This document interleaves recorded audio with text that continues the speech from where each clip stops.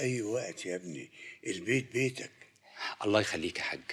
آه الحقيقة أنا كنت جاي لحضرتك وطالب منك خدمة. أنت تؤمر يا ابني، لو أقدر ما تأخرش. أنت عارف معزتك عندي قد إيه. عارف يا حاج، عارف. ربنا ما يحرمناش منك أبدا. الحقيقة يا حاج، أنا كنت جاي لحضرتك وطمعان يعني إنك تساعدني بكلمتين حلوين منك، إن أنا وعبلة يعني نرجع لبعضينا وكفاية بقى بعد. طب لا مؤاخذة يعني يا ابني، أنت ما حاولتش تتكلم معاها ليه الأول؟ لا طبعا، حاولت أكتر من مرة يا حاج، لكن للأسف هي شايفة إنه محتاجة وقت تفكر وتعيد حساباتها. طب الحمد لله إنها مش رافضة رفض قاطع. ده في حد ذاته بشرة خير، لأن برضو الجرح اللي أنت جرحته لها كان جامد قوي. وأي ست عندها ذرة من الكرامة كان لازم تعمل اللي عملته عبلة. وأنت عارف إن عبلة 3/4 وزنها كرامة. عارف والله يا حاج، عارف إني جرحتها في كرامتها، جرح كبير، بس والله العظيم كان غصب عني. يا حاج أنت راجل زيي وتقدر تقدر لحظة الغل والرغبة في الانتقام اللي ممكن أي راجل يحس بيها لو اتحط في موقف زي ده.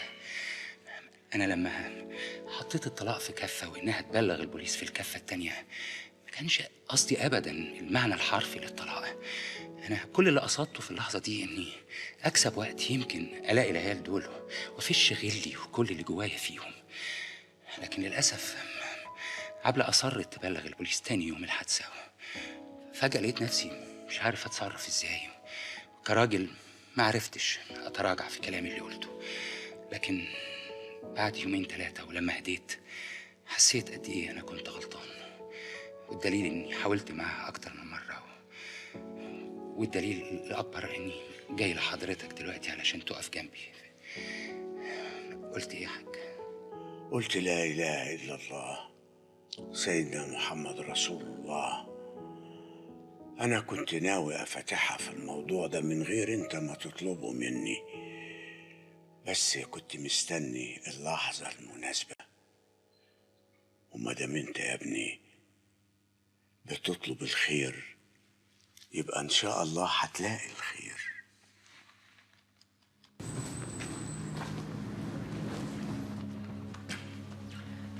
أنا كأم مقدرة مشاعركم، بس انتوا كمان لازم تقدروا مشاعري ومشاعر اللي معايا. عايزين ولادكم يطلعوا براءة، وأنا ولادي اللي حصلت في حقهم الجريمة ملهوش اعتبار عندكم. وعلى فكرة انتوا بتطلبوا حياة أولادكم، بس أنا لحد دلوقتي بيهددوني وحاولوا يقتلوني. اسمعيني كويس يا مدام، احنا بقى ملناش دعوه بكل اللي انت بتقوليه ده ابدا. احنا يا حبيبتي ناس كلاس، ناس متربيه كويس قوي قوي. احنا مش بلطجيه، مفهوم؟ كلاس مش بلطجية يا مدام. عايزة تفهميني إن ولادكم اتصرفوا زي ما ولاد الأصول لازم يتصرفوا؟ وحياة ولادك واغلى حاجه عندك تنقذي اولادنا، ارجوكي ارجوكي. عشان اعمل لك كده لازم اغير اقوالي واشهد زور.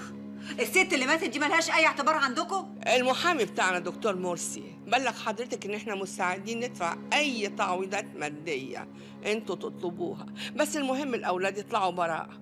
اوكي؟ انتوا ما عندكوش لغه تانية غير لغه الفلوس؟ كل حاجه فلوس، مفيش انسانيات، مفيش مشاعر، مفيش ناس بني ادمين.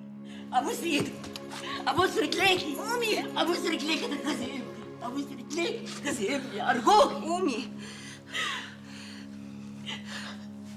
انتي قلتي لي انك انتي عندك بنت على وش جوازها.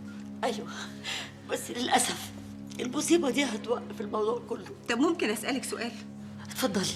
لو اللي جرالي ده جرالها كنتي هتعملي فيهم ايه؟ يوه خلاص بقى يا حبيبتي، خلينا في الامر الواقع، كفايه مواعظ بقى. تتصوري ان انا مشفقه عليكي انتي وولادك؟ لان انتوا الاتنين ما كانش عندكم وقت تربوا عيالكم. انا مش جايلك هنا ابدا عشان اسمع منك توبيخ ولا لوم، مفهوم؟ وانا هقول لكم كلمتين، مش عايزه اشوفكم هنا تاني. بره العياده انتوا الاتنين،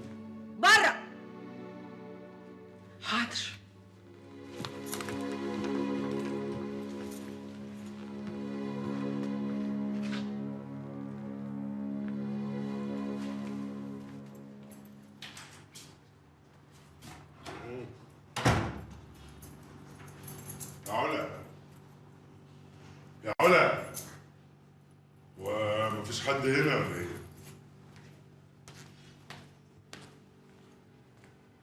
يا علا، يا علا، ايه مفيش حد في البيت ده ولا ايه؟ السلام عليكم يا باشا. عليكم السلام ورحمة سعادتك الله. ما تأمرنيش بأي حاجة؟ انت رايح فين يا ابني؟ يعني خارج كده شوية مع أصحابي. انت مش عارف ان في ضيوف جايين لنا النهارده؟ أيوة يا بابا، مش إيهاب اللي بيشتغل مع حضرتك في المديرية؟ ما اسموش ايهاب اللي بيشتغل مع حضرتي في المديريه، اسمه خطيب جاي يخطب اختك هنا يا حبيبي، ولازم يلاقي اخوها الوحيد الراجل في انتظاره. ما هو البركة بقى في سعادتك يا باشا، وبعدين إحنا هنيجي جنبك إيه؟ أنت برضه الكل في الكل. انت عبيط يالا ولا ايه؟ انت فاهم ان انت بتستعبطني يعني بتاكل بعقل حلاوه؟ يا فندي عيب، افهم. لازم يعرفوا ان انا ربيت راجل مستني وبيتحمل المسؤوليه. اطلع يا ابني غير القميص اللي انت لابسه ده والبس حاجه محترمه عشان تقابل بيها الضيوف. يا بابا، ما حضرتك عارف إن هو ده اليوم الوحيد اللي بخرج فيه مع أصحابي. اسمع الكلام ونجر على فوق، يلا غير وتعالى.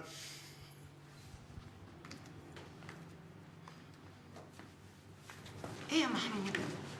مالك ومال صلاح؟ البيه مش مقدر ان في يوم زي ده لازم يبقى موجود في البيت عشان يحسوا ان في راجل وبيستقبل الناس. قال ايه؟ عايز يروح يقابل اصحابه. طب هدي نفسك بس وانا هكلمه. هدي نفسي ايه بس؟ ده حبوب الضغط اتعملت علشان اللي يعيش في البيت زي ده. طب خش على اوضتك وانا طالعه وراك. تعالي حضري لي هدومي. حاضر.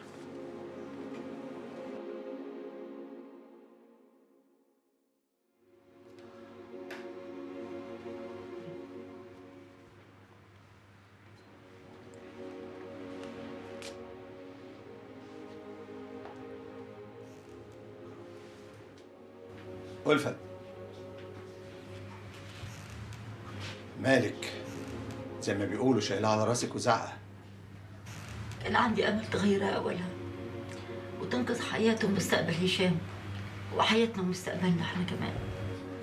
ما هي زي ما قالت لك، لو كان اللي حصل لها ده هي واللي معاها من ابنك والفسد اللي معاها حصل لك انت وبنتك، كان هيبقى ايه موقفنا؟ احنا في ايه ولا في ايه يا لطفي؟ احنا في اللي احنا فيه دلوقتي. اللي احنا فيه ده وجريمة ابنك البشعة مش من فراغ، احنا مدانين فيها اكتر ما هو مدان. 15 سنة سايبينهم بعيد عن عينينا وعن رعايتنا، وكل سنة نيجي نقضي معاهم شهر وخلاص وشكرا ونسافر تاني الغربة اللي احنا فيها. لا قعدنا معاهم ولا شفناهم بيكبروا قدام عينينا يوم بعد يوم، لا عرفنا نبقى أب وأم نعرف نربي ونوجه ونعلم. كنا بنأمن لهم مستقبلهم، هنعمل ايه أكتر من كده؟ بنأمن لهم مستقبلهم يا لطفي. بنأمن لهم مستقبلهم؟ حاجة سخيفة ومنطق أسخف. الدولارات والدينارات يا هاني معاهم عينينا، خلونا زي الكلاب نجري ونلهث ورا الفلوس. نسونا مسؤوليتك كأب وأم عشان نربي ونعلم. كان لازم نرجع من زمان يا هانم عشان نلحق ابننا قبل ما يضيع، قبل ما يضيع. خلاص ضاع وضيعنا معاه. ليه؟ ليه كده يا ابني؟ ليه كده يا حبيبي؟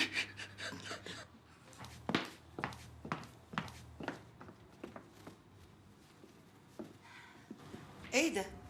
مالك قاعده كده ليه؟ في ايه يا ماما؟ عايزه انا اقعد ازاي يعني؟ ما لبستيش ليه؟ البس؟ ما انا لابسه اهو يا ماما. وده لبس؟ ماله بقى؟ شيك وبسيط. بسيطه لكن شيك لا. لو سمحتي يا ماما ده ذوقي. بقول لك ايه، حطي حاجه في وشك. ما انا حاطه اهو يا ماما. مش باين. هو انا لازم اكون حاطه احمر هنا واحمر هنا وعامله زي عرايس المولد عشان اعجبك؟ بقول لك ايه، بطلي